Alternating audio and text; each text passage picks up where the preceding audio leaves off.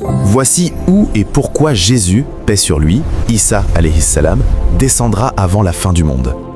Vous savez, Allah a élevé Jésus, Isa, paix sur lui, vivant au ciel. Il n'est pas mort. Il reviendra sur terre un jour pour accomplir une mission, détruire le Dajjal, l'Antéchrist, et rétablir la paix et la justice pour sauver l'humanité du plus grand imposteur de tous les temps.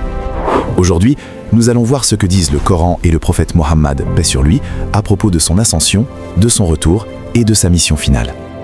Certaines personnes pensent que Jésus a été tué sur une croix, mais le Coran affirme le contraire. Allah dit « Ils ne l'ont ni tué ni crucifié, mais Allah l'a élevé vers lui ». Sourate 4, versets 157-158. Ainsi, Jésus n'est pas mort, il a été élevé vivant vers Allah. Et les hadiths authentiques nous enseignent qu'il descendra de nouveau sur terre, avant le jour du jugement. Mais avant le retour de Jésus, paix sur lui, un homme émergera. C'est le Dajjal, le faux Messie. Il sera borgne, il voyagera à travers le monde et accomplira des faux miracles.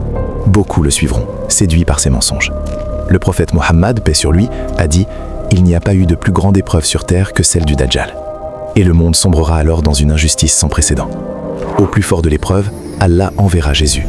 Il descendra près du minaret blanc, à l'est de Damas, dans la célèbre mosquée des Omeyyades. C'est ce que rapporte un hadith authentique, Sahih Muslim. Il sera vêtu de 2 vêtements teints de safran, les mains posées sur les ailes de 2 anges. Des perles tomberont de ses cheveux. Puis, il partira à la poursuite du Dajjal. Il le rattrapera à la porte de Lod, en Palestine, et le tuera. Certains hadiths disent qu'il le transpercera avec une lance, d'autres que son simple souffle anéantira le Dajjal. Une fois le Dajjal là, Jésus brisera les croix, abolira l'injustice et rétablira la paix. Il vivra sur terre pendant 40 ans encore. Puis, comme tous les êtres, il mourra et les musulmans prieront sur lui. Les signes se multiplient. Préparons-nous spirituellement.